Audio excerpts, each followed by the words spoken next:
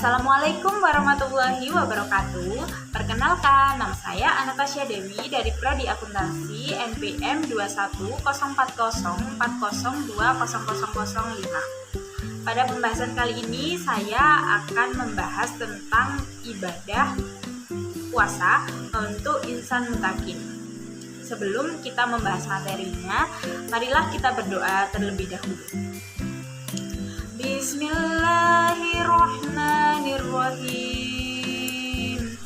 Rabbitu billahi rabba wa bil islami dina wa bil muhammadin nabiyya wa rasulah. Rabbi zidni ilman warzuqni fahma. Tahap selanjutnya mari kita bahas tentang pembahasan materinya. Jadi pada tugas kali ini yaitu tugas mata kuliah pendidikan agama Islam tentang ibadah puasa sebagai upaya untuk membentuk insan mutakin dengan dosen pengaku saya yang terhormat Bapak Imam Ghazali, Sarjana Agama.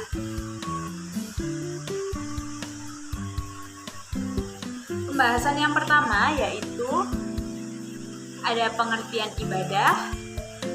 Pengertian ibadah. Ibadah adalah segala perkara yang dicintai oleh Allah Ta'ala, baik berupa perkataan maupun perbuatan yang tidak tampak ataupun yang nampak. Nah, untuk pengertian yang kedua yaitu pengertian puasa. Puasa menurut bahasa berarti menahan diri. Menurut saya pribadi, puasa adalah suatu rukun Islam yang ketiga yang wajib dilakukan oleh setiap umat manusia atau umat muslim, terutama umat muslim, di mana puasa ini memiliki arti yakni menahan diri dari segala sesuatu yang membatalkan puasa dengan ketentuan waktu mulai terbitnya fajar hingga terbenamnya matahari.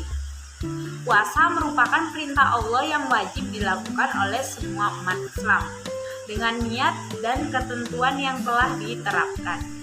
Pengertian selanjutnya yaitu pengertian insan mutakin.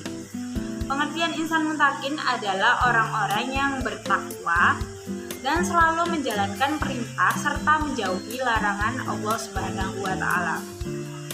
Nah, dari pengertian di atas dapat disimpulkan bahwa puasa dapat membentuk kepribadian insan mutakin, di mana seorang muslim dan muslimat meluruskan niatnya dengan memenuhi syarat-syaratnya untuk melaksanakan perintah Allah, yaitu dengan berpuasa.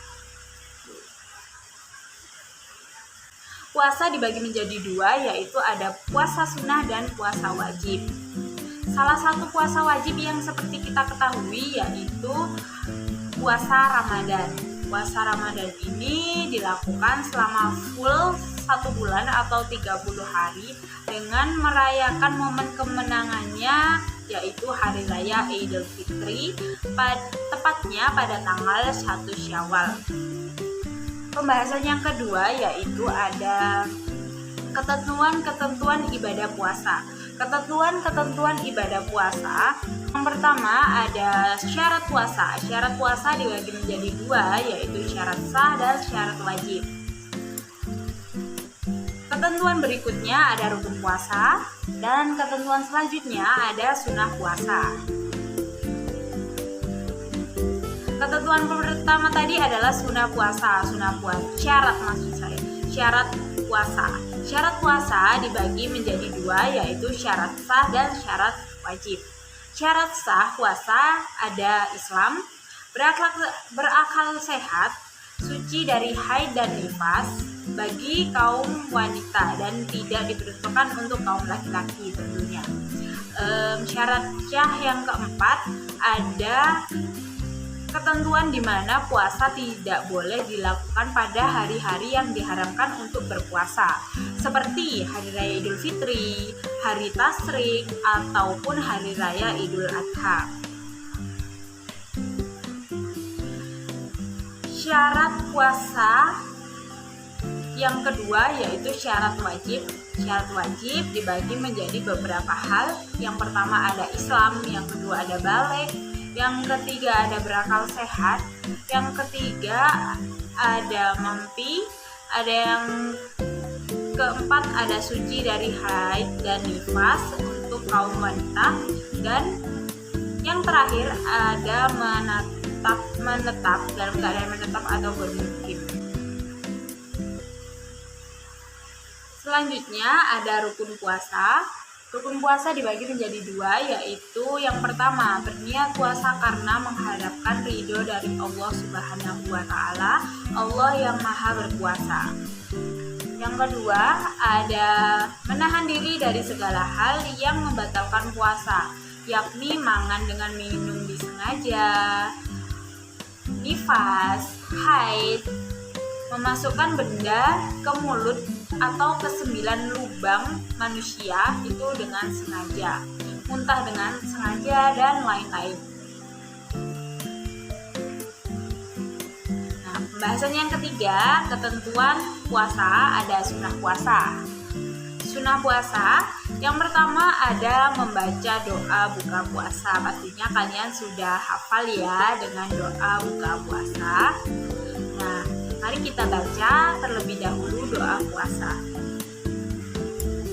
Bismillahirrahmanirrahim. Allahumma laka sumtu wa bika amantu wa ala rizqika aftaratu birahmatika ya arhamar rahimin. Amin. Yang kedua, menyegerakan berbuka.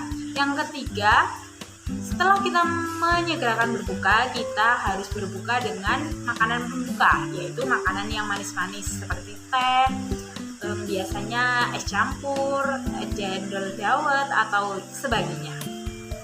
Yang keempat ada sahur di waktu yang telah ditentukan. Jadi jangan sampai kita melakukan ibadah puasa itu tidak melakukan sahur, karena sahur merupakan sunnah puasa, di mana jika kita melakukan sahur maka kita akan mendapatkan pahala yang begitu besar, teman-teman.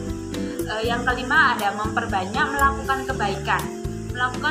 Banyak kebaikan seperti sedekah, biasanya membantu orang yang kesusahan atau sebagainya. Yang keenam ada membaca Al-Quran atau bertadarus. Nah, seperti yang kita lihat pada saat bulan suci Ramadan, pastinya orang-orang itu berlomba-lomba ke masjid untuk membaca Al-Quran.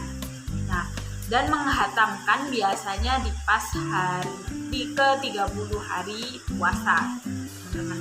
Karena seperti yang kita ketahui bahwa satu huruf saat kita membaca di bulan suci Ramadan itu pahala yang kita dapat itu satu huruf satu pahala. Jadi jika kita membaca berlembar-lembar atau sebuku Al-Quran, maka banyak sekali pastinya pahala yang akan kita dapat. Sunnah puasa yang terakhir ada memperbanyak sedekah. Nah, biasanya sedekah ini pastinya kalian sudah paham, sedekahnya diberikan kepada orang-orang yang kurang mampu. Biasanya sedekah ini juga dilakukan oleh remaja-remaja masjid. Biasanya juga di jalanan mereka membagikan takjil secara gratis. Begitu, teman-teman. Yang terakhir ada hikmah puasa dalam kehidupan. Pastinya banyak sekali ya hikmah-hikmah puasa yang dapat kita petik untuk kehidupan kita. Tapi di sini saya ada beberapa hikmah yang dapat kita petik dalam kehidupan kita. Yang pertama ada melatih menahan nafsu dan kesabaran. Yang kedua, melatih disiplin waktu agar dapat menjalankan puasa dengan lancar. Yang ketiga, mempererat silaturahmi. Nah, biasanya mempererat silaturahmi ini dilakukan di masjid ya, teman-teman. Karena seperti yang kita lihat bahwa saat bulan suci Ramadan, masjid itu pasti dipenuhi oleh orang-orang yang berlomba-lomba untuk beribadah, teman-teman. Jadi itu untuk mempererat silaturahmi juga. Yang keempat ada melatih diri untuk peduli terhadap sesama makhluk hidup. Nah, kepedulian itu sebenarnya tidak hanya dilakukan dalam bulan puasa, tapi bulan-bulan lainnya juga perlu kita lakukan, teman-teman. Yang selanjutnya ada melatih keseimbangan hidup dengan beribadah. Jadi kita itu melatih hidup kita itu tidak hanya kita mencari kesuksesan dunia, namun kita juga mencari kesuksesan untuk akhirat kelak, begitu teman-teman. Selanjutnya ada melatih diri manusia agar dapat mengurangi dosa-dosa yang dilakukan di luar bulan puasa. Nah, seperti yang kita ketahui bahwa pahala yang akan kita dapat itu banyak sekali teman-teman di bulan puasa. Maka dari itu orang-orang berlomba-lomba untuk mendapatkan banyak pahala, mendapatkan ridho Allah agar dapat menghapuskan dosa-dosa yang telah dilakukan di bulan-bulan sebelumnya. Selanjutnya ada melatih umat manusia agar tabah dalam menghadapi segala permasalahan. Nah, ini sama dengan melatih menahan nafsu dan kesabaran. Jadi jika Allah sayang kepada kita, Allah akan memberikan cobaan yang tidak di luar batas kemampuan kita. Jadi jika Allah memberikan suatu cobaan dan kita merasa berat bahwa ini berat sekali, ini tidak mungkin saya lakukan, Allah itu sudah tahu kemampuan kita. Jadi kita harus menjalani dengan kesabaran, dengan keikhlasan dan tawaduk kepada Allah Subhanahu wa taala bahwa masalah tersebut pasti ada penyelesaiannya. Yang selanjutnya adalah melatih hidup sederhana, melatih hidup sehat. Jadi ketika saya memberikan contoh ketika orang yang akan melakukan operasi usus buntu, biasanya orang tersebut akan diberikan oleh dokter atau disuruh berpuasa oleh dokternya agar dapat melakukan operasi dengan lancar. Tapi saya tidak tahu karena itu seperti yang saya ketahui. Mungkin ada yang lebih jelasnya, nanti bisa dijelaskan di beberapa pertemuan ke depan. Yang selanjutnya adalah merasakan penderitaan yang dialami umat lainnya yang hidupnya serba kekurangan. Jadi kita itu dilatih untuk menahan nafsu, menahan hawa nafsu makan, hawa nafsu minum. Biasanya orang lain itu yang kekurangan, mereka kekurangan untuk makan sehari-hari. Jadi kita diperuntukkan berpuasa ini juga untuk agar kita itu selalu bersabar, selalu sabar dan selalu bersyukur atas nikmat-nikmat Tuhan yang telah diberikan kepada kita. Selanjutnya dijauhkan dari api neraka, itu sudah pasti ya teman-teman, karena pahala yang didapat di bulan suci Ramadan itu sangat-sangat besar. Membantu manusia yang bertakwa dan insan yang berakhlak muttaqin. Nah, ini pembahasan inti dari kita. Yang selanjutnya ada menghindari perilaku tercela. Nah, itu. Jadi sembari kita melakukan perbuatan baik, kita berlomba-lomba untuk melakukan perbuatan baik, pastinya perbuatan tercela ini tidak akan kita lakukan gitu, teman-teman. Jadi kita akan mengurangi perbuatan tercela kita dengan melakukan kegiatan yang positif-positif. Ada mendapatkan ketenangan di dunia dan di akhirat. Jadi ada keseimbangan antara kesenangan di dunia maupun kesenangan di akhirat. Jadi seimbang, teman-teman. Nah, untuk yang terakhir itu ada mendatangkan pahala dan kemuliaan di hadapan Allah. Jadi sembari kita melakukan puasa, Allah itu sudah memberikan suatu pahala, suatu kemenangan bagi kita yang telah melakukan ibadah tersebut. Jadi demikian presentasi yang saya bahas. Mungkin ada salah kata maupun salah pengertian, saya mohon maaf karena setiap manusia itu selalu memiliki keterbatasan dan kekurangan. Saya akhiri, wassalamualaikum warahmatullahi wabarakatuh.